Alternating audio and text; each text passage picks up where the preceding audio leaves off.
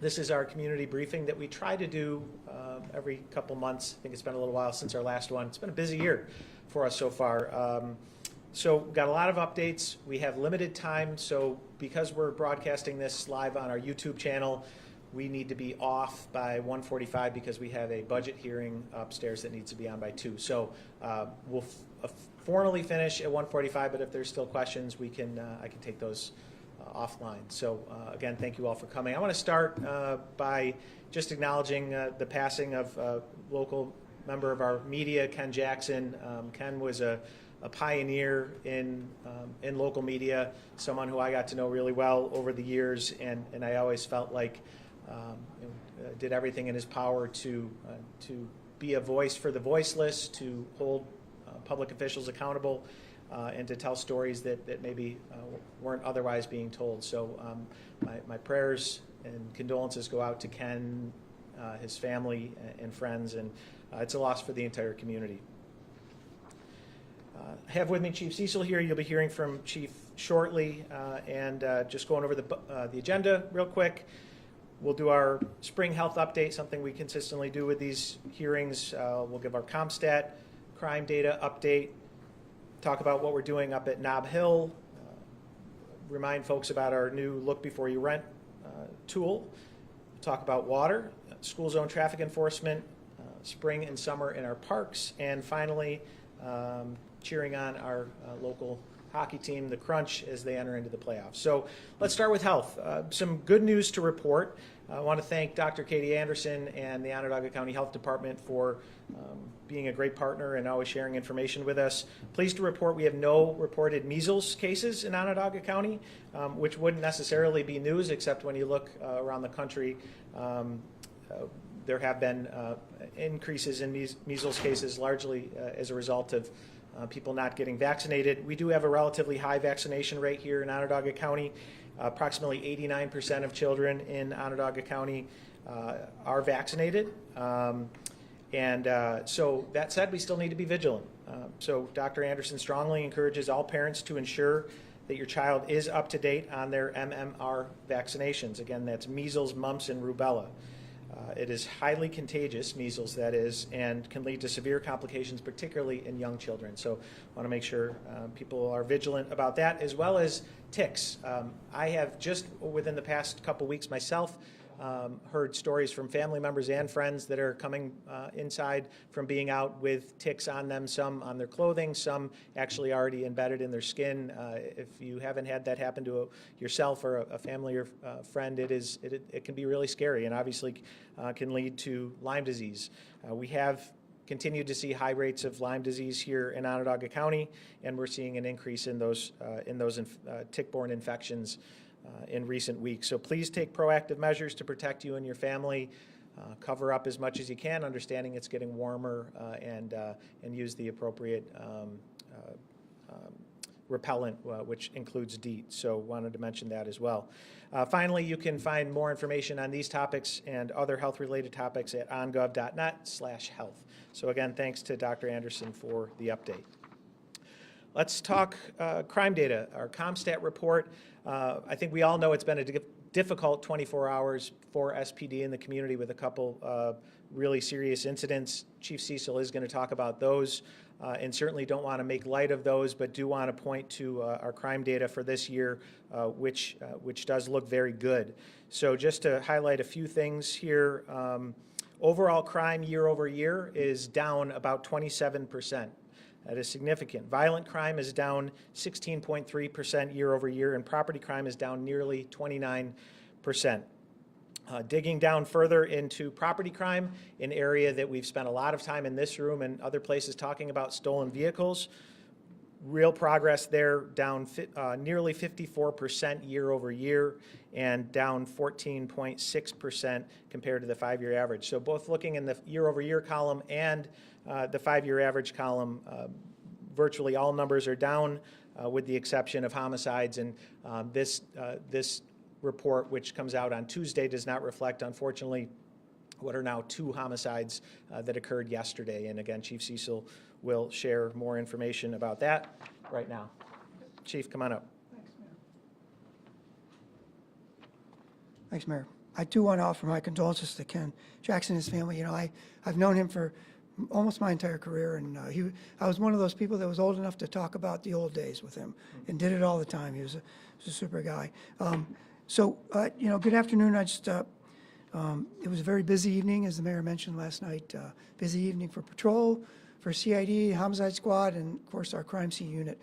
Many of those people had to split themselves up so that they could handle both incidents, which were fairly close together. So I'll go over homicide at Weston Fayette. I know some of you have already spoken to DA Fitzpatrick about this. Who is the best person to speak about this, because it does appear to be going to a grand jury very quickly. So I don't want to, you know, compromise that grand jury process. So I'm not going to say too much more than what he said. Clearly, it was a road rage incident. I want to mention that there was no nexus between the near West Side neighborhood or Armory Square, other than there was an intersection. There were traffic lights, there were streets, and there were two motorists that were disputing with each other, and both stopped there at the same time. So beyond that, I'd rather not say too much more. I know we're withholding the names, but I think those names will come out soon. If you don't already know, the deceased is 61 years old. The shooter is 43 years old. And again, I think we'll be able to release those names shortly once we talk with the district attorney's office. As far as neutral court, that is now a homicide. It was a fight between three individuals, and one of the combatants decided to go back to his car, which was a short distance away. He retrieved a handgun, came back to the scene, and shot one of the three combatants, or the other two combatants. He was taken to Upstate Hospital, where he was pronounced dead. We do not, the deceased's name is Mason Doran, D-O-R-A-N, 26-year-old male. The suspect is not in custody at this time. However, as usual, our homicides team has made extraordinary progress on this one. So we expect to have an arrest pretty soon. And I think those are the updates for those two incidents. Thanks, Chief. So certainly want to extend my condolences to the families of those lives lost yesterday as well, but also extend my appreciation to you, Chief, and your team at SPD, who, as evidenced by the numbers, is doing a really good job this year, as always, and also continues to execute at a really high level when it comes to solving homicides, which does provide some solace for otherwise very tragic events. So, Chief, good job to you and the team. Thank you. Shifting gears, I want to talk about Nob Hill. So we have had a number of large apartment complexes that have created a lot of problems for their tenants and for the city, and unfortunately Nob Hill is just the latest example. We have had many complaints from tenants at Nob Hill. This is a complex that for many years was a very desirable place to live, and unfortunately under current ownership has fallen into disrepair. We have numerous code violations, including on things like elevator maintenance, general repairs, health and safety, no hot water, the list goes on and on. So we are taking the owners of Nob Hill Apartments to State Supreme Court. We filed our petition to force correction of the code violations. We are also seeking $100 per day in a judgment for each day these violations have gone uncorrected, which to date, or the date of the filing, total $340,000. I can't tell you how frustrating it is that we continue to have challenges with these property owners, but I think our record is clear. We are not going to tolerate slumlords in our town. We are not going to tolerate these owners treating their tenants with disrespect. Those are our constituents, and they all deserve a safe, affordable place to live, and again, it will not be tolerated. So we filed the petition in court. We look forward to holding that property owner accountable and are certainly hopeful that, that they will get back on the right track. Their tenants deserve nothing less than that. Related topic, I want to just remind folks about a tool that we released within the past couple weeks, Look Before You Rent. Again, as evidenced by what we just discussed, not all rental properties are created equal, and we think it's really important in a city with a lot of renters that they have as much access to information as possible to make informed decisions about where they live. That was the impetus for the Look Before You Rent tool. I want to give Deputy Mayor Sharon Owens a shout out for really being the driving force behind the creation of this, and of course our teams and codes and neighborhood and business development and others for pulling it together. So for those of you that aren't familiar with the tool, it's online. It includes information on things like rental registry, if a property is active and compliant with our rental registry. Open code violations, another one. Whether or not a property has been declared unfit. These are things that typically have not been easily accessible. They are now on this tool. And the tool does not just limit the information to specific properties. It also includes additional helpful information on neighborhoods, such as the existence of vacant properties, bicycle and bus routes, as well as proximity to schools and parks. So we're really proud of this tool. You can find it at SEER.gov/look-before-you-rent, and there's a hyphen in between each one of those words, look before you rent. We encourage folks to get online, check it out. If you have checked it out or you do and you're not quite sure exactly how to use it, we are also going to be offering a series of technical assistance training programs, which we will be promoting soon. People will have a chance to get with our team and learn more about how to use the tool as best they can. All right, we're moving right along. Again, I want to make sure we have time for questions. Quick water update. This photo is of Woodland Reservoir. I took that last night on my evening walk with my wife. Beautiful evening, and not only beautiful because of the sunset, but because we have a full reservoir, which as many know, was not the case for a period of time over the winter. So after a tough stretch through the winter, which included a record number of water main breaks that created a lot of issues primarily related to water supply and water pressure, those issues are largely resolved at this point. All of our storage levels across the water system have returned to optimal levels, and that is ultimately resulting in a fully functioning water system. So just want to give a shout out to our water department. They've worked incredibly hard to address the issues, to fix the breaks, proactively seek out additional breaks. We found some recently along our conduit that we were able to fix. And again, that's in addition to all of the proactive work that we're doing on lead replacements, pump station replacements, and everything else. We are investing a lot into our water infrastructure, into our system, and again, as of now, it is in good condition, and our intention is to keep it that way. Moving on, I think it was earlier this week, we announced our school zone traffic enforcement program. So I've been talking about this for quite a while now, and we officially launched our school bus stop arm camera program earlier this week. That was it. The first day was April 21st. So for the first month, the first 30 days of this program, anyone that is caught by our cameras passing a school bus with its stop arm extended and the lights flashing will receive a warning. That goes for 30 days. After that, we start issuing citations. So you would think that we wouldn't have to have this enforcement. You would think that people would know enough not to pass school buses when their stop arms are extended, but as evidenced by the data, and I fear by the warnings and citations to come, it is a problem here in the city, and it's something that that we are working very hard to address, and this tool is going to help us do that. This is not being done in isolation. It's not being done as a revenue grab. This is part of a holistic, comprehensive strategy for traffic safety in our city. We are a Vision Zero city, which means that we have adopted a strategy to eliminate traffic fatalities and serious injuries. Again, part of a multi-pronged strategy, additional technology to come in school zones, red light traffic cameras, as well as speed cameras. And that's in addition to all the other investments we're making, whether it's our speed humps, our municipal sidewalk program, our road diets, our bike lanes, bike infrastructure. Again, it's part of a holistic and comprehensive strategy. The reality is we have far too many drivers in the city that are not driving responsibly, that are driving dangerously. And when I walk around in neighborhoods and talk to neighbors, it is among the biggest complaints that I hear is people worried about their kids playing outside because people are driving recklessly. They're blowing through stop signs, through red lights, around school buses, and it's not acceptable. So I want everybody to be aware of that. Again, we have 30 days of a warning period, and then the citations begin. So as I said when we launched the other day, I hope that we generate zero revenue from this. I hope that people heed our warnings and drive safely. But if you don't, we have new tools in place that are going to hold you accountable for that. Just a few more updates. Spring has sprung. Beautiful day out. Hopefully everyone has had a chance to get out and enjoy the sunshine. But with spring comes a flurry of activities in our parks, and I just wanted to mention a few of them. So we have our spring classes and programs launching.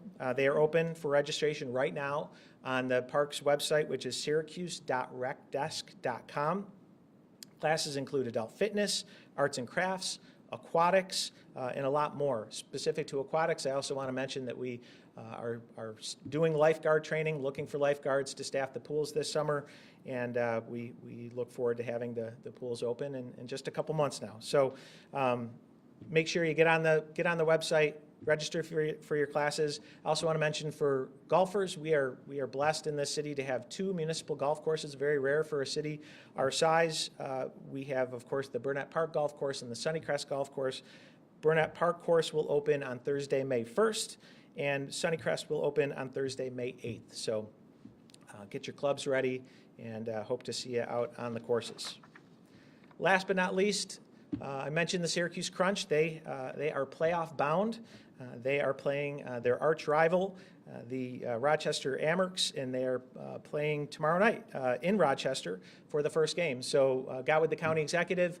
We're teaming up to light up our skyline blue, so you will see the blue lights outside of City Hall and other buildings around downtown cheering on our Crunch. Again, for a city our size, we're lucky to have a professional hockey team in our town that's been here for a long time and delivers a great product. I've been to a couple games myself already, hope to make a couple during the playoffs, at least one, but we want everybody to get out there, support the Crunch, and again, we're going to do that with our blue lights. Okay, how did I do on time? I think we should have plenty of time for questions, so Chief and I are both available. Mayor, regarding Nob Hill, I noticed that the violations that are cited in the petition are very similar to the ones found at Skyline throughout the years. I did not notice, however, that the city did not request filing for receivership. Given that they're so similar, such similar cases, how come is the city not looking for a receivership?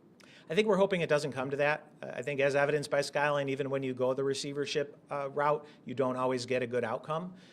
So at this point, we're learning on each one of these as we get more aggressive. And we are moving faster on Nob Hill than some of the previous properties. We're seeing all of the warning signs that we saw at Skyline and we've seen at other properties.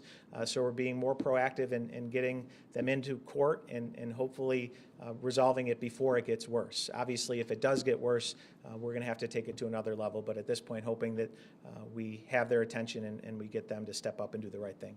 Both those properties had such prominence back when they were built. They were so desirable to live in. What's the similar story between these, quite frankly, originally swanky places becoming deplorable? Irresponsible property owners. That's it. It's not easy to be profitable in the real estate business. It is possible. So I'm certainly sympathetic to property owners and the challenges that they face. But the reality is these are cases where you have property owners that acquire a property that's in good condition and knowingly don't invest to maintain that condition in order to squeeze as much money out of it as they can. And as they are stuffing their pockets, their tenants are suffering as a result of it. So ultimately it comes down to ownership. I mean, you look at the Skyline. I always reference right across the street at Regency Towers. You have a beautiful place that tenants are very happy in. It is possible to do it right. Unfortunately, we have a number of property owners that are intentionally squeezing these properties of all the resources they can, and we're not going to tolerate it. The question was asking, repeat the question, Mayor or Chief, in order for people streaming to hear. Okay, got it. Thank you. Connor? Sorry. Do you know if the owners at Nob Hill own other properties and have there been checks to see if there's additional problems? And how long have they been at Nob Hill? Yeah, so the question is whether or not the owners of Nob Hill own other local properties. I'm not aware if they do. I'm looking at some of my colleagues to see if there's any heads nodding. We'll confirm that, but I'm not aware of any other properties they own. And the other part of your question, Connor, was? Just how long has the current owners been the owners of Nob Hill? Yeah, I'm not sure of that. 2018? Okay, thank you, Todd. 2018. Now, Mayor Walsh, Sir. in relation to the shooting that happened on West Bay,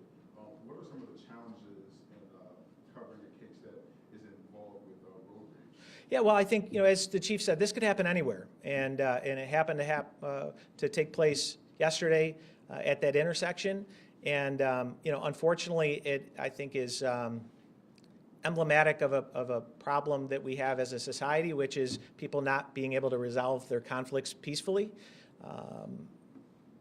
Yeah, that's that. And just to clarify, the name you mentioned, Mason Dorland, is that the victim of the shooting that happened in West Bay? Chief, I think you mentioned the name, and the question was the names of the victims. Go ahead, Chief. Sure. Yeah. No, the name I gave you was for neutral court, the homicide in neutral court. Chief, don't go far if you don't mind. I look at other cases and, you have the person accused of the shooting, but they're not charged. You would have charged someone in most other cases by this point. Can you speak to at least your work, why your criminal investigations division hasn't put forth word to the DA that this person should be charged? Well, that's a great question, and all of you media here that are savvy ones know how to read between the lines. But again, I'm not going to dip into that because I don't want to jeopardize the grand jury by saying anything. Any details that are released that aren't released by DA Fitzpatrick could jeopardize that grand jury, but I think all of you can read between the lines about why you might be. We can, but the community might not be able to read between the Right, lines. and some of those communities might very well be people that are sitting on the grand jury, so I'm not going to say anything. Chief, I hear what you're saying on the grand jury, but are you able to speak to, if reading between the lines alludes to, not to put words in your mouth, the idea that this was self-defense, when you're looking at a road rage case, how far back in the incident are you investigating in terms of, can there be legal culpability if the person who pulled the gun was part of actually ticking the other driver off by cutting them off, sideswiping them, what have you? Yeah, so I don't know if I can repeat that entire question, but basically it's how far back into the investigation do we go when we have a road rage? We go back as far as we can. Connor, we have cameras all over the city. They're all over the highways, and we use those cameras. We also have LPRs, license plate readers, so we use all of that to go further and further back as far as we can take this incident and see where it actually began. We clearly know where it ended, but we do take it back to see if we can figure out where it began. Why did the driver have a legal permit? Were they off-duty law enforcement, for example? Why did they have a pistol permit? Yeah, again, that's a question for the district attorney's office. I know the answer, obviously, but I don't want to jeopardize this case. The DA has confirmed that the victim was found with a knife. Could there have been danger to the shooter? There could be. Yep, there could have been. Is there evidence that either made the other aware of their weapon before the shooting? See, now I feel like I'm on the stand, Andrew. I'm not going to go further into this. Now with the grand jury right around the corner. Again, I already said why. Some of the people that you all know and can read between the lines, some of the people that are watching this could very well be sitting on that grand jury, and that could jeopardize it. Yep. Chief Cecile, can you comment on some of the crime you've seen at Knob Hill? Some of the crimes up there? Yeah. You know, Yes, Knob Hill. a lot of the issues up there, and the mayor knows more about it than I do, to be honest. A lot of the issues up there are code violations, but there have been robberies. There's been assaults. I can't give you the numbers offhand, but we had a string of robberies that were occurring. I think it was last summer, I'm not positive, where people were being robbed either going in or coming out.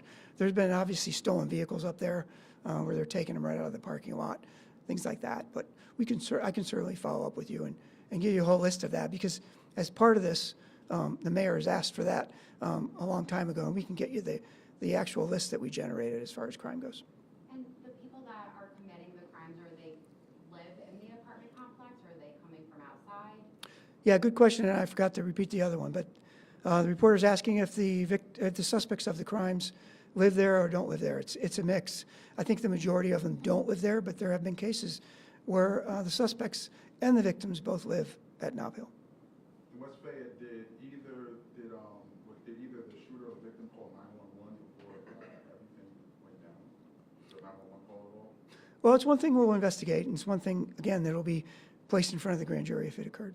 Should this scare people in Armory Square? No, again, it had no nexus whatsoever to Armory Square or the near West Side neighborhood.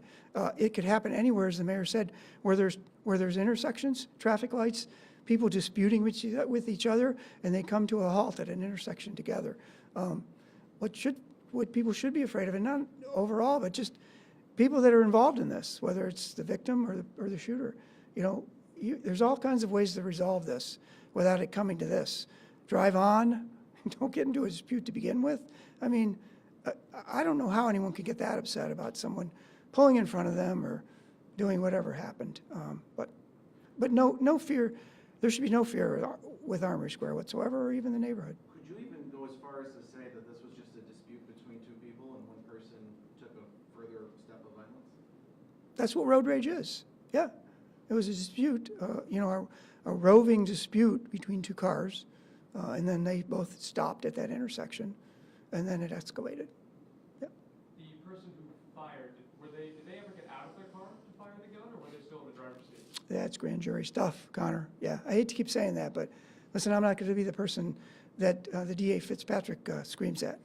So, Just for the grand jury, did this person voluntarily hand over their firearm to law enforcement, or did they still have it on their person? the gun has been turned over, and he was very cooperative, and the gun has been turned over. You usually do share more, which is why we're, I think, pushing a little Yeah. more. In most cases, you'd share more. So there's something here that is unique, and I guess we're trying to identify what they would be. Yeah, I understand. Good question. Mayor Walsh, may I ask you some questions about Knoxville? You may. So I'm going to ask some stuff that there's a lot of people here that may have already asked this before, but I'm coming from another city. Okay. A city that had a very similar issue and has overturned that 20 years ago. Mm-hmm. One of the things they've done. What city? It's Phoenix. It had a huge Phoenix. blight problem with slumlords. Uh-huh. So what I want to know is, what, if any city, are you contacting to see as a leader in how we go about here in Yeah. Syracuse, overcoming these slumlords that are coming from Yeah. out of the city or out of the state? Yeah, so the question is, what other communities are we looking at for guidance on how to deal with these issues? First, I will say that I think in many ways we're leading the way in how we're holding property owners accountable. Our corporation council has been incredibly creative and aggressive in dealing with these, and as I think it's evidenced by just the number of petitions we filed in recent months. So I'd like to think that I know that there are communities looking to us for how to handle these issues. In terms of looking at other communities, I tell my team probably once a day that somewhere, some city is dealing with whatever problem we're dealing with and has figured it out, and let's go find it and replicate it. So we do that all the time. I sit on the executive committee of the New York Conference of Mayors and regularly attend their meetings. I occasionally go to U.S. Conference of Mayors events, and so we're always learning from other communities, and as a result of you mentioning Phoenix, we'll certainly take a look at what Phoenix is doing. Is there any kind of, well, first of all, let me ask this or establish this. Where are these owners coming from? Is there a region of New York or the country that they are, or even outside of the country? So the question is, where are these owners coming from? I don't know that there's any there isn't any one common place. I think the reality is, look, we have local people that are bad property owners, and we have out-of-town people that are bad property owners, and vice versa. We do have numerous out-of-town property owners that are responsible. I think it's a little harder when you're out of town because you're not always able to put your eyes on the property, and I think that there's something to be said for being close to it.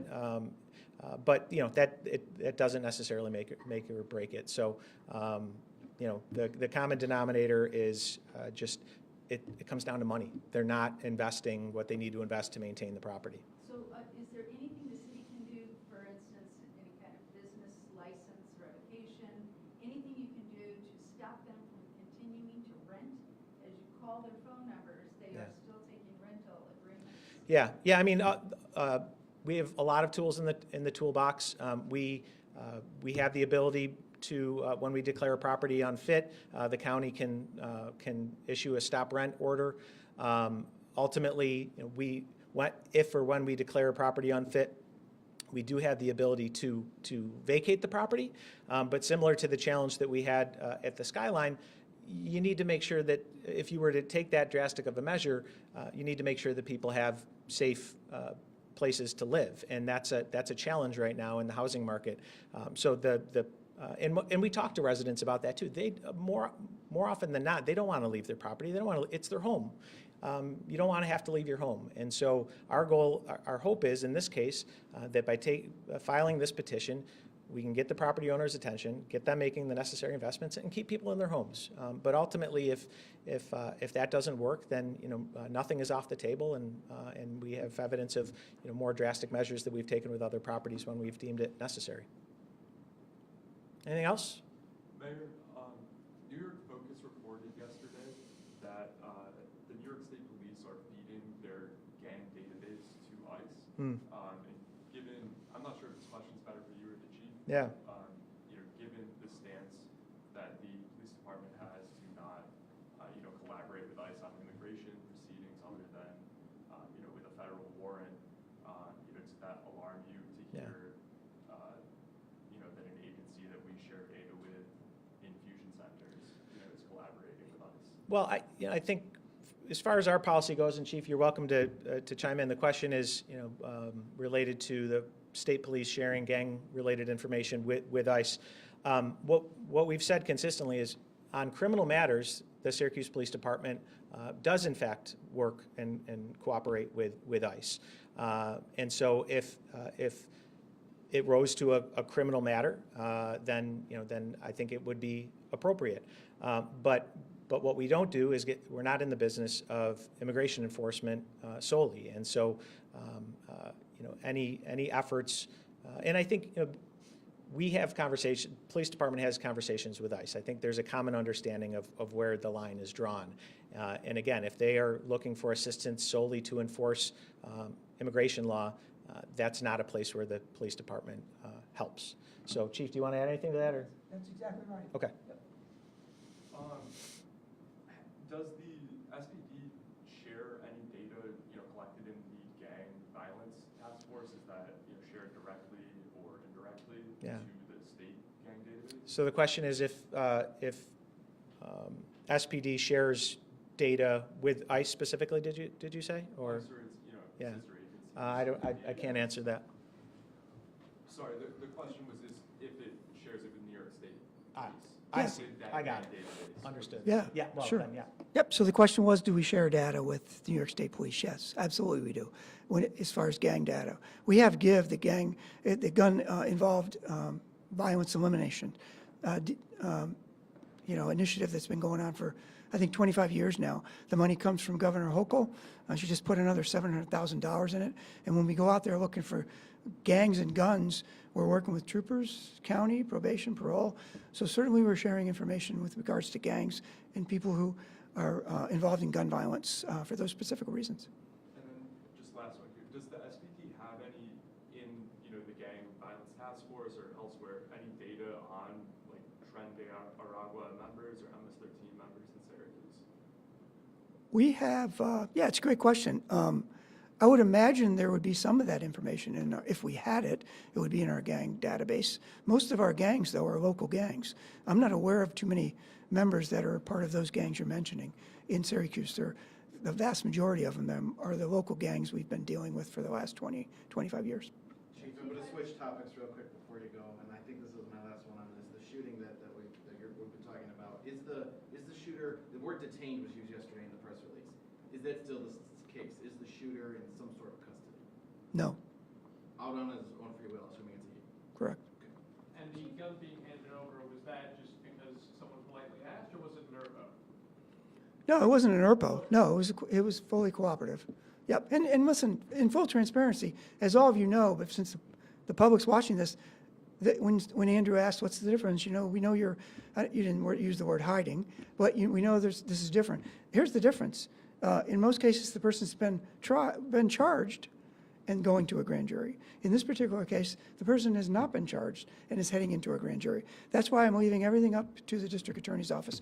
And you should probably call him when you leave here. He may have more information that's available at this time, but that's the difference between this and what we usually do. Chief, a question going back to the ICE question, just piggybacking that. We've had 3 international students at SU campus arrested, or not arrested, excuse me, their visas revoked, I want to jump again. But if these folks are on this campus, and there are other campuses where there are actual ICE officers walking up, and they're, in some video, we were watching them wearing full police garment, not ICE garments,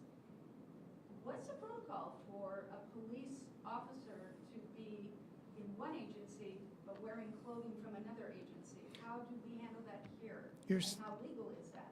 Yeah, I'm not going to be able to repeat that whole question, but are you saying that you saw them with a Syracuse Police Department No, uniform? I'm saying that on another campus in this country, we are watching video of officers that are portraying themselves as police officers with full police regalia, but they're ICE officers.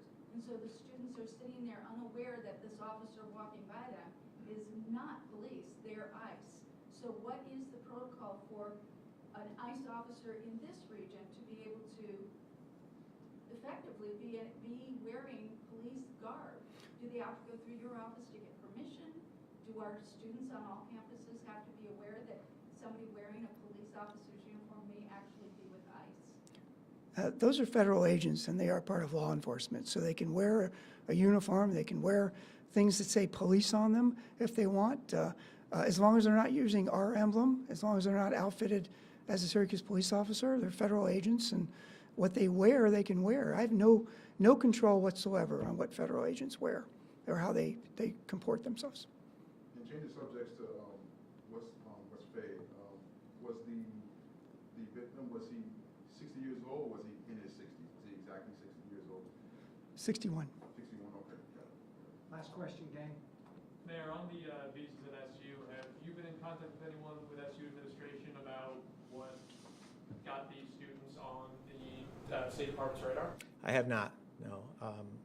I think, I don't have any information. I think from my perspective, again, if federal law enforcement agencies, whether it's ICE or Border Patrol, are seeking out individuals that have committed serious crimes, I think that's appropriate. If they are seeking them out because of things they said, that's very concerning. But I don't know. What about Okay. because of tattoos that they have? I would put that in the speech category. Or if they've showed up for protests? Same answer. Protest, speech. Okay, thank you, everybody.